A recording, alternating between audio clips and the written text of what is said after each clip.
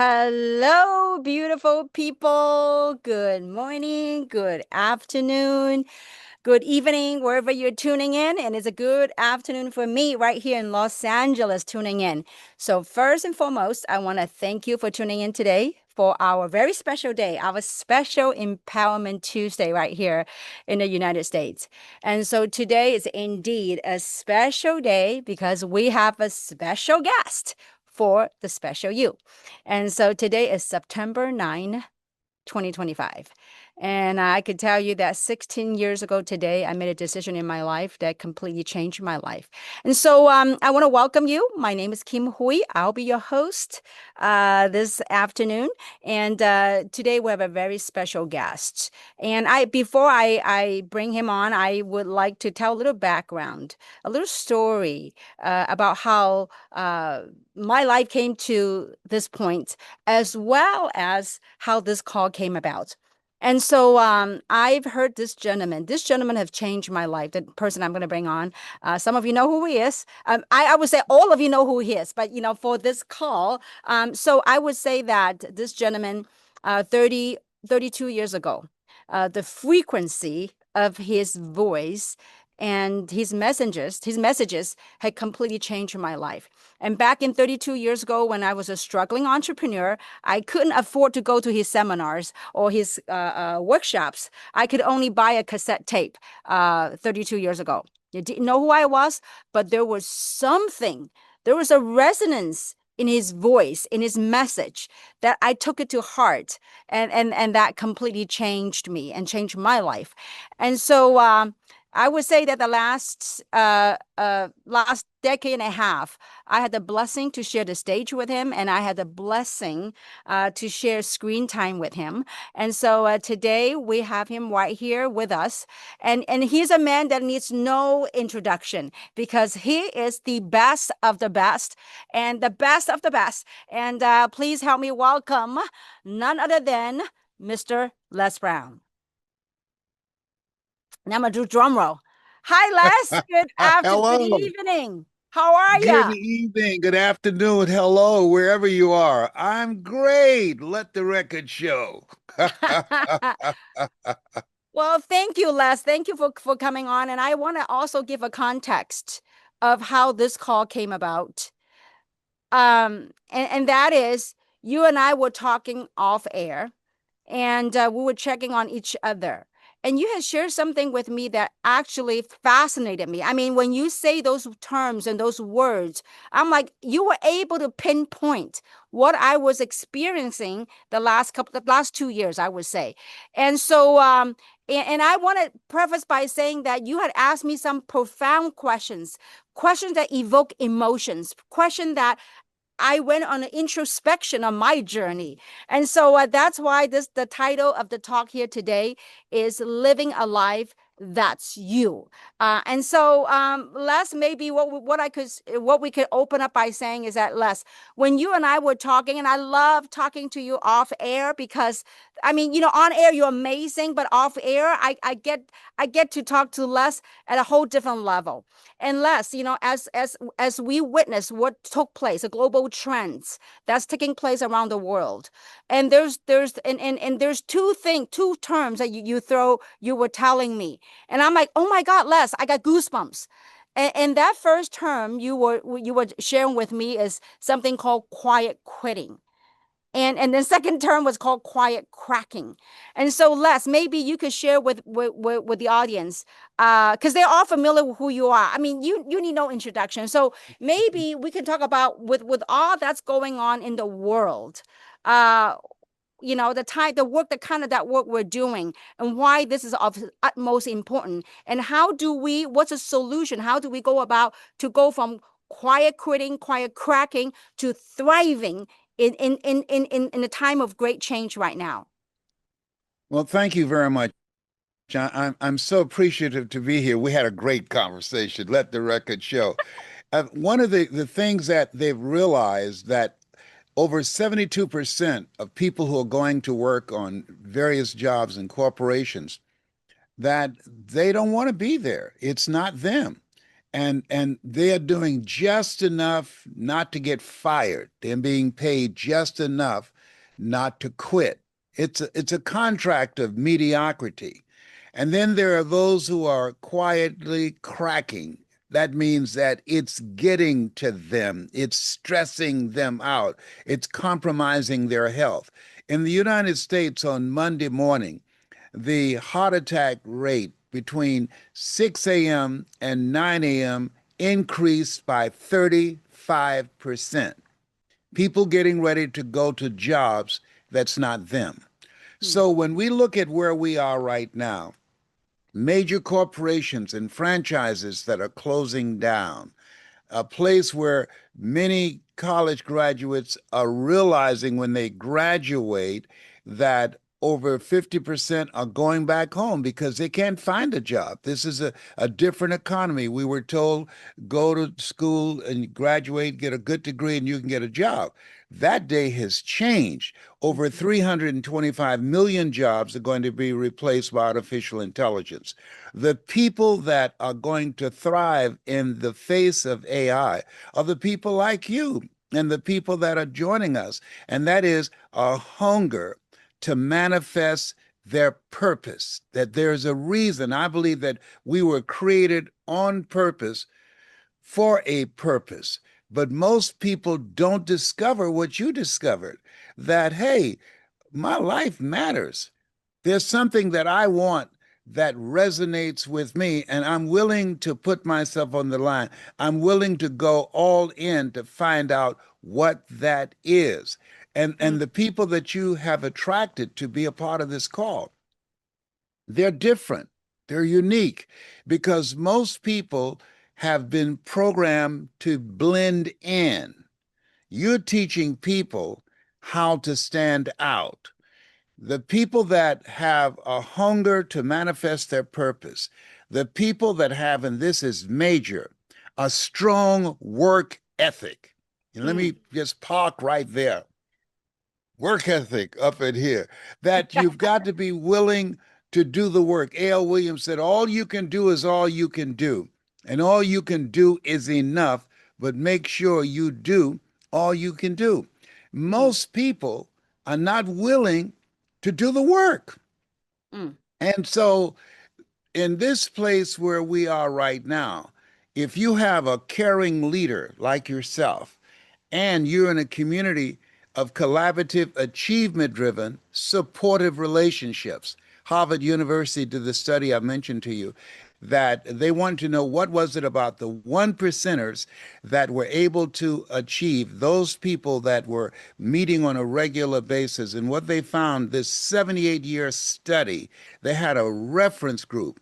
They were in a community of people who had similar goals and values and dreams, a hunger to manifest their purpose, living a life that matters. They had a strong work ethic, the willingness to do whatever is required to get the job done. And they mhm, were with other people that had that same energy, that same passion and drive.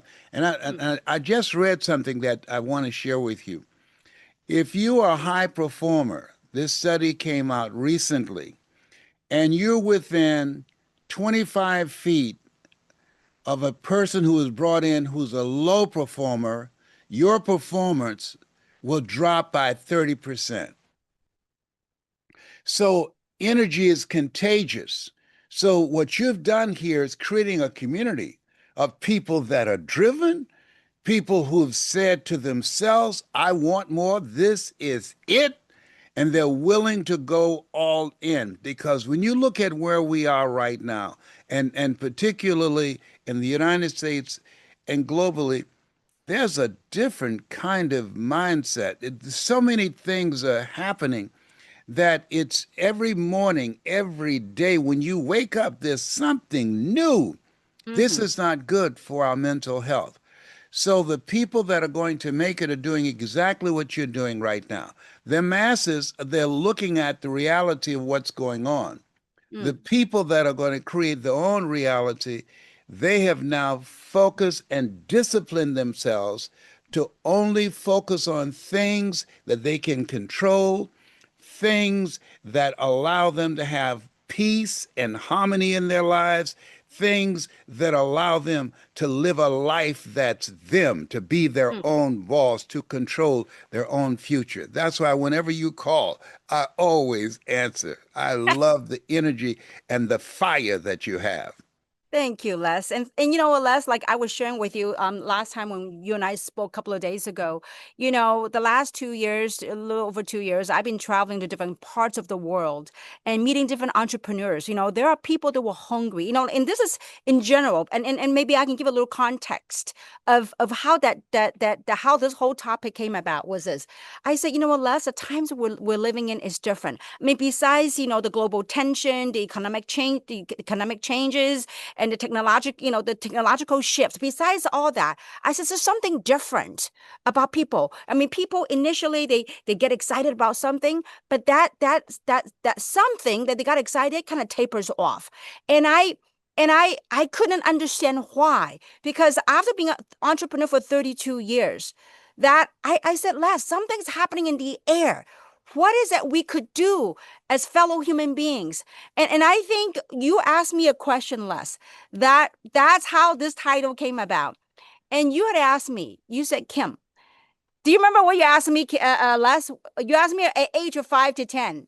Would you like to ask that question? Because I think it's profound. And I also asked you, what is that something that will get someone out of that rut, out of that quiet quitting, out of that quiet cracking? What was that something? So, Les, I would love for you to ask me that question. So that way we can tell the audience. I think that is so, like, to me, that Okay, was which profound. question? Because we talked for a long time. I know we did. You said, Kim, was there something at age 5 to 10? Oh, What yes. was something? What Okay, is tell, it yeah. when you look back at your life between the ages of 5 and 7? What is it that you saw? What is it that you experienced that caused you to become the person that you are now? Mm, I mm. want you to answer that question. Yes, sir. I love to do that on screen. Yeah. Because you and I, because it evokes so much in me, and I think, okay, so what it was, and I want to give a little context. When I was 5 years old, I was in China, okay, and we were dirt poor, and growing up in an environment, the bathroom was gross, okay, the environment was gross, and there was no freedom, and I felt like I was just a little girl observing my surrounding. I was witnessing the surrounding, but it wasn't me. Then you asked me, okay, go a little further. Then I remember when I got a little older, we went to Hong Kong. And so when I was in Hong Kong, yes, it's a free country, it's a free island, a free country at that time. And so, but at the same time, we were living in this apartment, this old building with a balcony. And the balcony is maybe like 3 feet by 5 feet. And the balcony were all surrounded by wrought iron bars. And here was a little girl looking through the bars. And when I look through the bars, what did I see? I saw my neighbors. They also have the same situation. They were inside the balcony with looking through the bars. And I'm like, wow, this is like a prison where as if people were trapped in that. And I still remember less vividly. And when you and I were talking, I said, all that I was witnessing, it was just the surrounding. That was not me, and that was not mine. And so, because I was just the awareness that's witnessing the surrounding of where I was, but that wasn't me. And so, Mr. Brown, were saying, Kim, that is it. When you knew that all that, whatever that was, you're witnessing, you're going through, it's not you, it's not me, it's not mine. It's about living a life that is you. And I could tell you less. For the last 32 years, that's what I did. I went out somehow. I mean, like, I couldn't put in words when I was a 5, 7-year-old kid. But after going through that journey, Les, I could tell you now I'm able to put it, I can express that. It is that I knew somehow when I was witnessing all that, I knew there's more to life than whatever I was witnessing. whatever I'm witnessing, that's not me and that's not mine. Same thing with what's happening right now. What you see on television, what you see on news, with the geopolitical differences, with the conflicts, and with AI, with all that stuff. It's not you, it's not yours. There's something more out there. And so when we talk about that, Les, I get so fired up that we could provide a solution for those people who have that. You said, Les, I said, what is that one thing? What do they need? And you said this, that your line is, you've got to be hungry. So Yes. when someone have that desire to be hungry, to change, they're knowing that there's something more, then you will get to live a life that's yours. So I would love you to touch upon that and kind of carry on that you've got to be Well, hungry for your there's a desire. picture behind me, and it shows the picture you just said about dirt poor. It's my twin brother and I. And I don't know if Peter can bring up this picture here, but this picture here, that it shows where we were at the time. Now, mind you, I'm 80. And so when I think about my brother, and I have this here, I am his full-time caregiver, that I'm on the right and my brother's on the left. I told him I came here looking out for him. We are fraternal twins. That he went out first, and I heard a slap, and he yelled, and I said, "Hey, what's going on?" And then they pulled me out. Okay, he's 5 years older than me. But when you look at our environment, at this time when we were born, our birth mother had to drive around Miami, Florida to find an empty building to go in and give birth to us on a floor because Jackson Memorial Hospital, which is in Miami, the largest hospital, at that time they say, we don't accept black people. You can't come here. So they drove around and found an abandoned building, went in, gave birth to us on a floor, and then our birth mother put us in foster care, left and went back to Gainesville, Georgia, where I'm now 45 minutes from them. My birth family, of course, our parents have transitioned past. But that when you think about what's going on now, and this is major, and I'm glad you brought this up. We are now nationally and globally victims of systematic weapons of mass distraction. There are people who are more concerned about the Epstein files, about is the president in there? I don't care anything about that. That does not move the needle for me. There are people who are concerned about things going on politically or in sports. I don't care.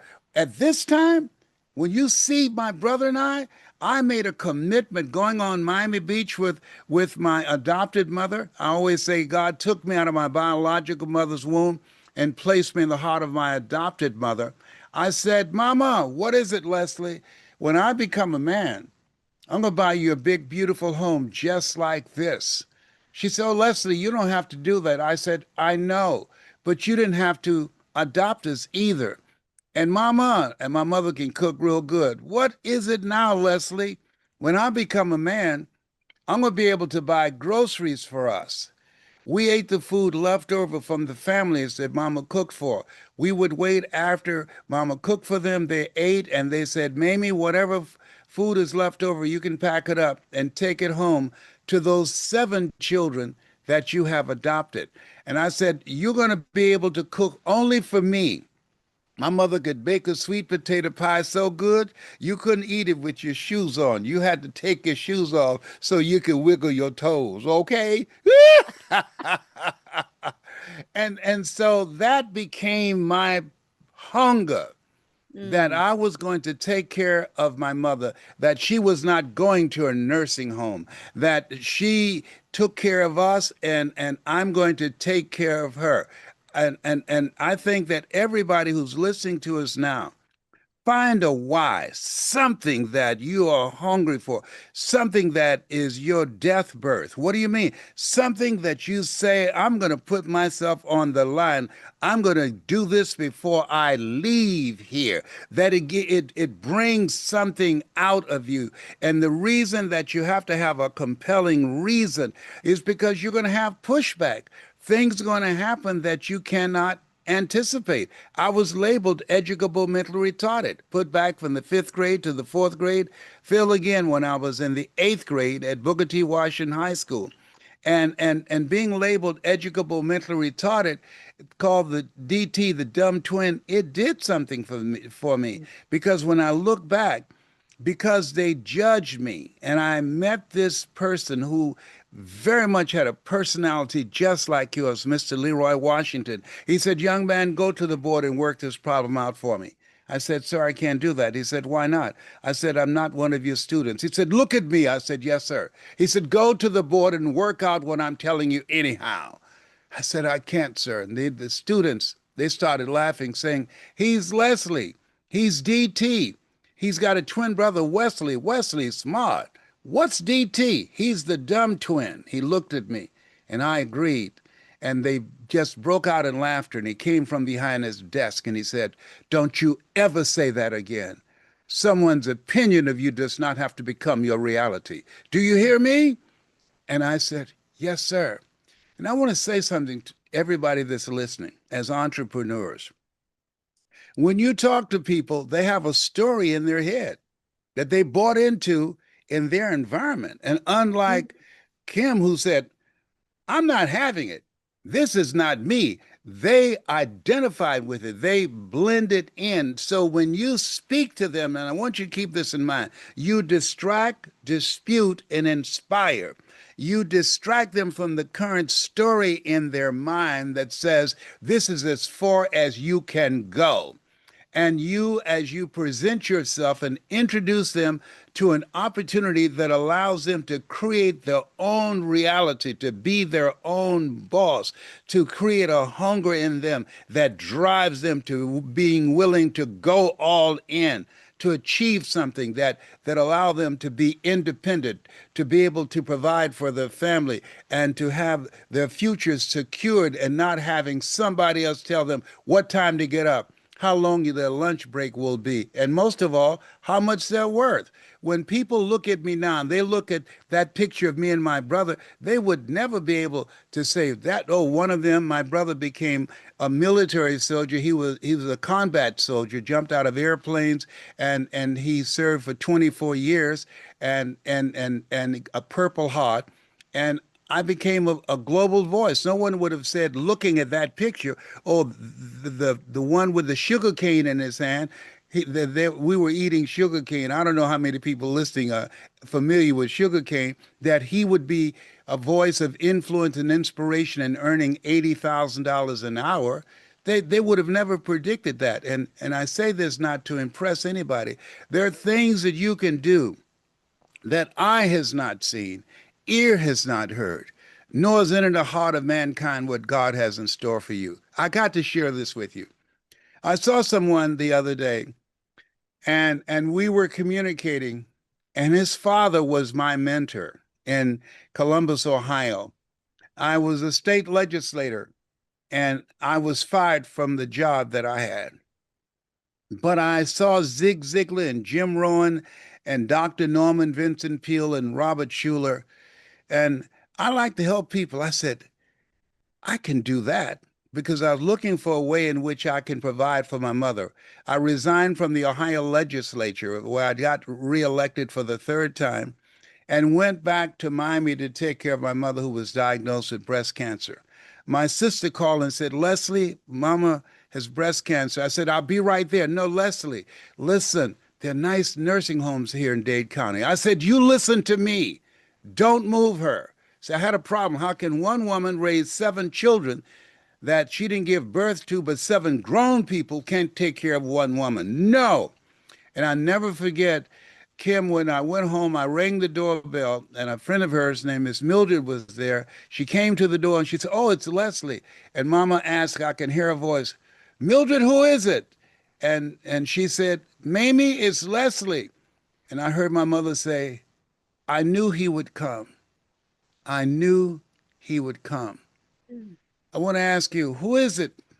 As you look at yourself, look at this business, look at this opportunity, look at your team and where we are right now, that you will go all in, that when you become tired, when you face rejection again and again and again, when the negative thoughts come in your mind, things happen that you don't see coming, and life just snatched the rug out from under you. Who is it that you can think about that you said, I'm going to be there for them, that when life knocks you down, you'll land on your back because if you could look up, you could get up? Who is it when you're ready to throw in the towel, when you think about them and you get fired up inside?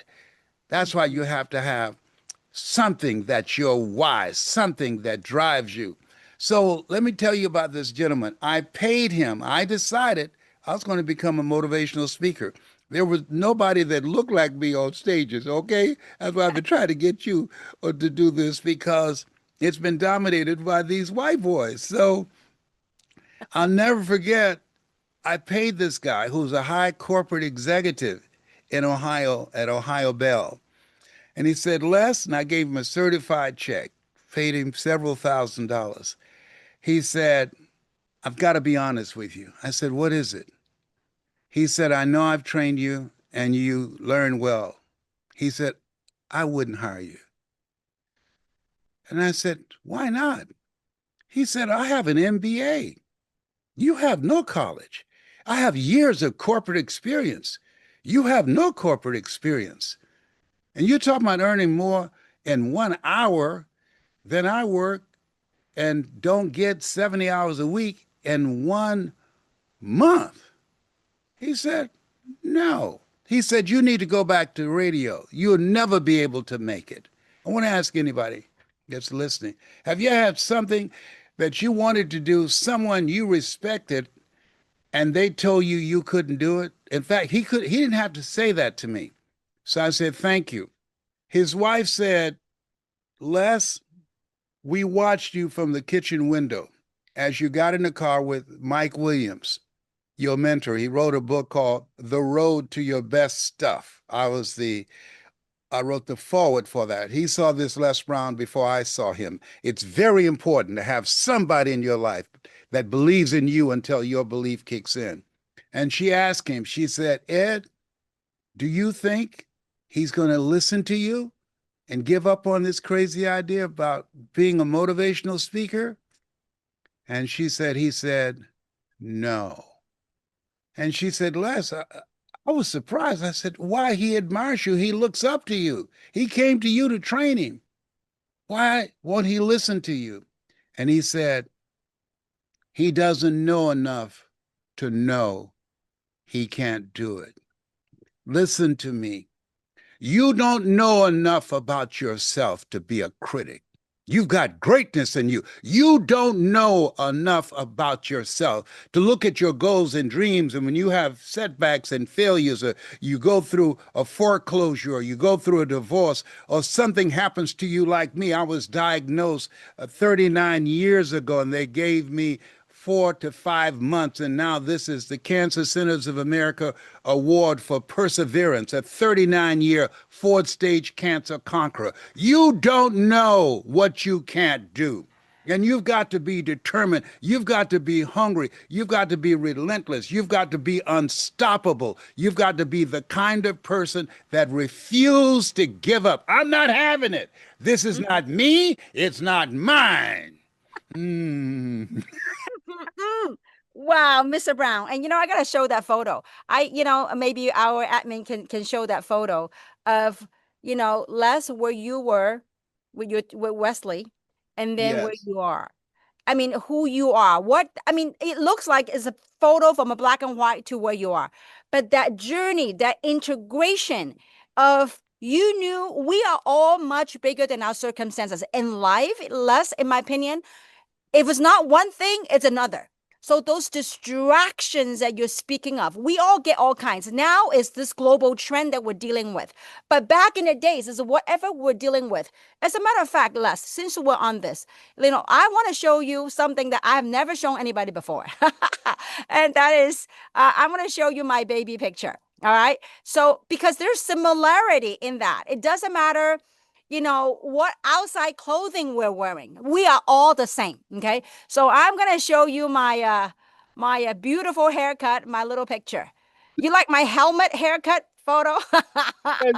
He's so cute. It's like Yes. a little helmet haircut. Okay. So I don't know how old I was, maybe 5 years old, 4 or 5 years old. Okay. Now, who would have thought? Look at that. It's like whatever. I think that was a picture I was taken in China. I'm like, I am not having it. My God, all this like dirty bathrooms. I said, no, it's not. Look at that face. Oh, what is that, right? And and now, I mean, it's like that's where I was 5 years ago. I mean, 5 years ago when I was 5 years old, and now, I mean, it is so easy for us entrepreneurs, and I think that's what this call is about: is living the life that's you. Less you were. I mean, talk about challenges and obstacles and things that you have to go through. We all did, and I mean, I want to show this photo because you and I, we back in the days were black and white photos. Okay. That's our upbringing. It doesn't matter whether you were white, you were Asian, or you're black. It doesn't matter.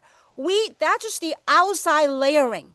But there's something in you. I mean, Les, when we were dirt, I was dirt poor. When we were dirt poor, there was something that it wasn't immediate, but there was something that propelled you, that you never gave up. You went at it and you went at it. When someone closes the door, you find another way. I remember I read all your books, I listened to all your tapes. I remember you were sleeping in the office at one point, On trying the to make floor it. of the Penobscot building, bathing in the sink down the hall.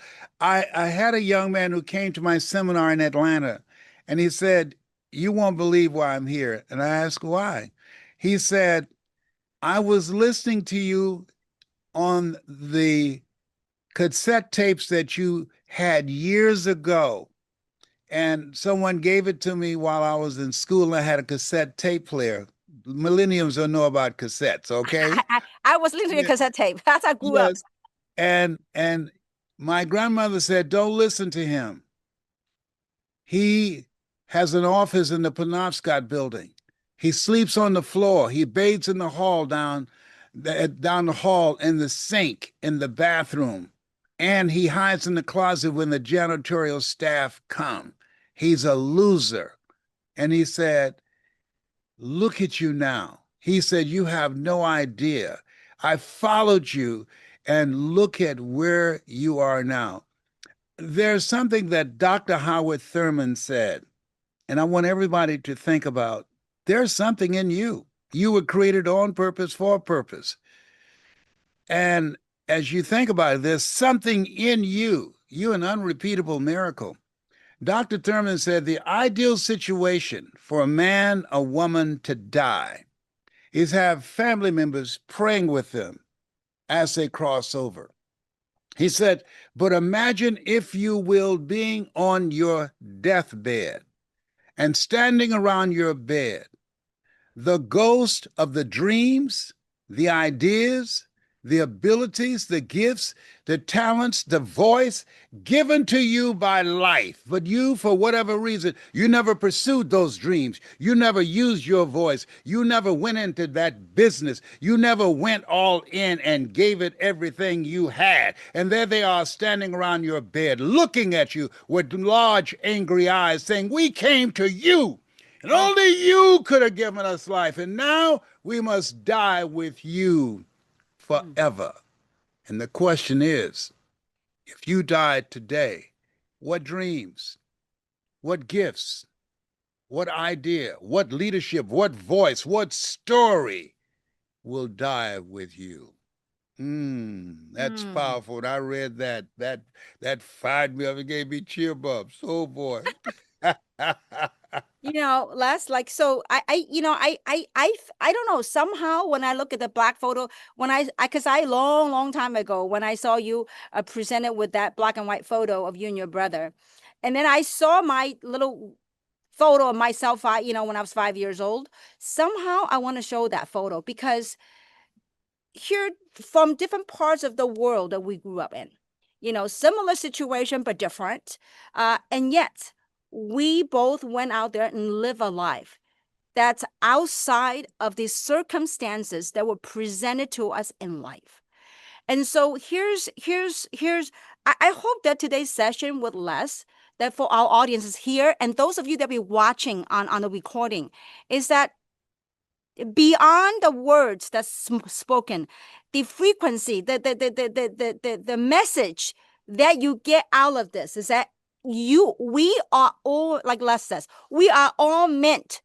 This is a life that was given to you. What are you going to do with it? Because in life, if it's not AI, if it's not this, lay off. I was laid off 32 years ago. I think, Les, you knew my story. 32 years ago, I was a VP of a vitamin company, and I got laid off. I didn't know what I was going to do. I thought that took away my self-confidence, took away hope, but I said, no, I am not having that. It's not me. It's not mine.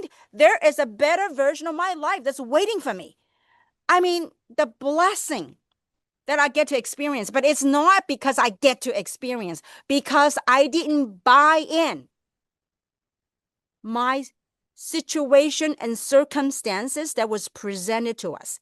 So I guess what I'm trying to get at, Les, is that for the viewers, people that are watching and listening to this, is to know that whatever you're going through, distractions, whatever that is, get out of that. That quiet cracking, and the media talk about quiet cracking and quiet whatever was it, quitting. Quiet quitting. Yeah. No, don't settle for it. No. Decide that you're going to become an active force in your life. When you triggered something, I'm not a religious person. I'm spiritual. Religious people are afraid of going to hell. Spiritual people have been there. And and hell to me is what you experience when you die and Mm. you meet the person that you were supposed to become. Mm. Mm. Mm.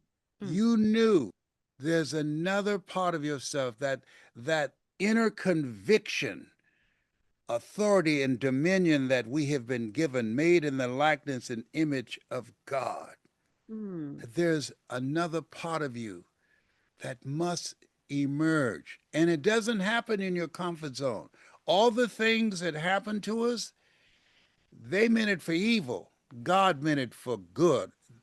My being fired, your being fired, had we not been fired, we wouldn't be who we are now. Marion White 100%. said, in life, when you don't have enough courage and wisdom to know that you have outgrown a situation and it's time to move on, life will move on you. Life Mm. moved on us. And as a Mhm. result of that, we are able to take a stand and be our own boss. Come on, somebody. All right. Well, Absolutely. And Les, I would say this, especially recently, what I realized, Les, was this. I don't know if you knew that I took a trip to the Amazon. I was off the grid for 3 weeks, no cell phone. Did I tell you that, Les? no. Oh yeah. So I was off the grid for 3 weeks, and no cell phone. I didn't look at myself in the mirror for 3 weeks. And cold shower every day, and I live in the jungle for 3 weeks. Yeah, and so I would say this, that there's one word that if I were to like think about, live and all this is one word less that really came to me, it was like a light bulb that came. Is this. It's humanity wanted. I think society had programmed us to want something now and something immediate, that immediate gratification. And when we set our dreams and our goals, to achieve, we expect that straight line trajectory. but the goals and dreams, the things, the stories that you went through in your journey to become a worldwide iconic, inspirational speaker, Les. There were it wasn't a straight line trajectory. You have to gone through peaks and valleys and curves and to get to where you are. And I would say this one word that really came to me loud and clear from my Amazon jungle experience is this word called integration. When What do you mean by that? Thank you. So what I mean by that is when we have, let's say that somewhat you saw a vision, you saw there's a better version, a vision of yourself, be it like a life that's what you're meant to live, and where you are here today. Well, there is a process called integration to go from where you are now to where you aspire to be. We have to integrate things, journeys, decisions, choices that were presented to us. We have to integrate that, and it's not an immediate thing. Like, for perfect example, Les. When people come into a platform like this, a global community, a global platform, they talk to a few people. When the results is not what they expected or what they anticipated, then they go, you know what, this is not for me. Or I rather go back to my thing or whatever I was doing, or that quiet quitting. But rather than say, you know what, let me think about what took place. Let me go back to my core, like engage to my core. What am I here to do? What difference can I make? What kind of impact can I do in life? And so that is to integrate that very core, not your surrounding, not what's presenting to you. That when you're willing to integrate of what took place, what's happening, that's not you. It's having the ability to have discernment and also to manage the invisible. The invisible is something that exists, but that's that invisible power of who you truly are, that match that beautiful light that you are. Like you and I, we went through that. I mean, we're still going through things in life, but the thing is, we don't let that stop us. And so it's when things happen not according to your anticipation, know that if it doesn't serve you, not you, not this is not you, it's not yours. There's something we got to integrate that experience, and that is part of the journey. Les, what would have Yes. happened when you every day you try to serve morning and that a TV station and you say, they go, get out of here, I got no job for you. But you say, you kept doing it because there's a force, invisible force inside you that more. You want it more. You want to buy a house for your mama. You want to do so much in your life, and that is what people need. I think, Les, in the time that we're living in now, to get out of quiet quitting, that quiet cracking, get out of your head, get out of our heads, and know that there's more for you, more for all of us. Les, I am so grateful for you because at 80 years young, you care enough to call me every so often and say, Kim, how you doing? How can I serve? What can I do to help your community? Les, you don't need to do that, but you did that because you care. And I have the utmost respect for you for, I mean, not only you're the best speaker, no, Les, for a beautiful light that you are, a beautiful human being you are, that at 80 years young, want to continue to make impact to humanity. So I am so Thank you. But that's there's something you said that triggered something. You talked about people going through stuff. mm, A little boy was in a park and he noticed a cocoon, a caterpillar was struggling to get out of this cocoon. And he watched it with just childish curiosity. And this butterfly was struggling and struggling to get out of this cocoon. And pretty soon it fell to the ground and it flew away. He came to another area of the park a few weeks later and saw the same process taking place. This butterfly is trying to escape this cocoon and was struggling. And out of just naiveness, he decided to help. And he had a pen in his pants. And he used the pen to make a little incision to help the butterfly to get out without struggling. And when the butterfly got out, hit the ground, it fluttered its wings and it died Mm. because the struggle itself gave him life. The Mm-hmm. struggles that we go through, they're not designed to destroy us, but to empower us. The rejections, the setbacks, the failures, they build our character. There's a reason I said that people who don't have goals and dreams and stay in their comfort zone, that's where dreams go to die, in your comfort zone. There's a reason that said if a man is to gain his life, he must lose his life. That in order to do the things that we want to do, we've got to be willing to die to who we are now to give Mm-hmm. birth to who we were chosen to be.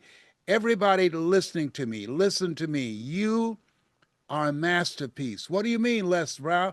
You are a masterpiece because you're a piece of the master. You were chosen on purpose, with a purpose. My grandchildren ask me, they call me Papa. Papa, I got 15 grandchildren. And they ask me, Papa, what is it you want us to do when we get older like you? And I said, live your life the way you want to leave your life.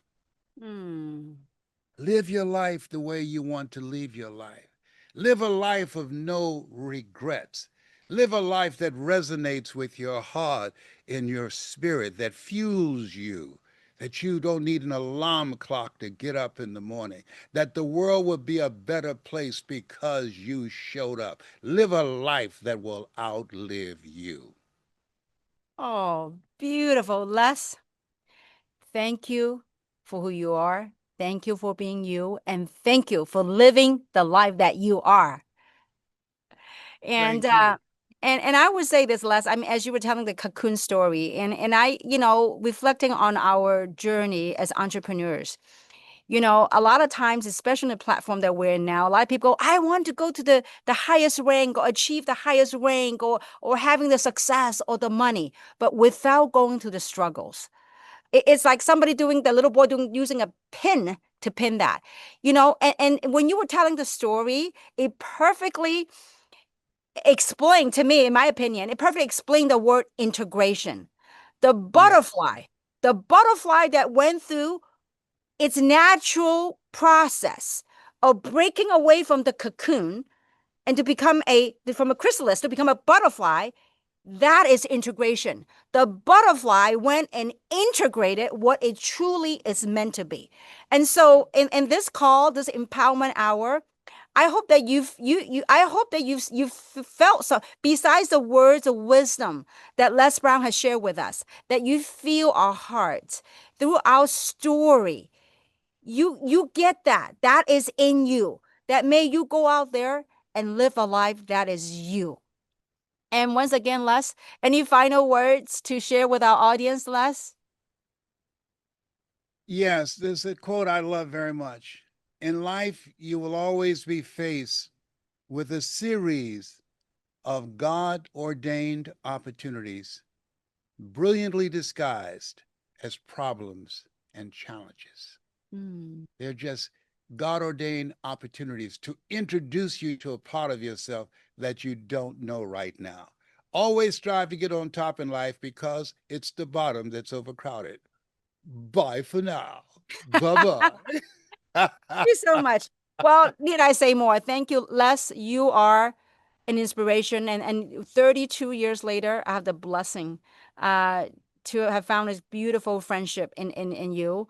And I'm grateful for your mentorship, and I'm grateful for you being who you are. And thank you. And to our audiences, I want to thank you for plugging in tonight. And I hope that this call here today, that you apply all that you are and all that you gained and live the best version of yourself and living a life that's you. When things don't come your way, be the observant. be the witnesser and say that it's not me, it's not mine, because you're meant for more. And there's more in you. And with that, I want to thank Les one more time and thank you all for plugging in. And Les, I love you. We'll I see you love you and thank you for being a blessing to me. I appreciate you so likewise. much. Thank you so much. All right, everybody. Happy Empowerment Tuesday. Bye-bye.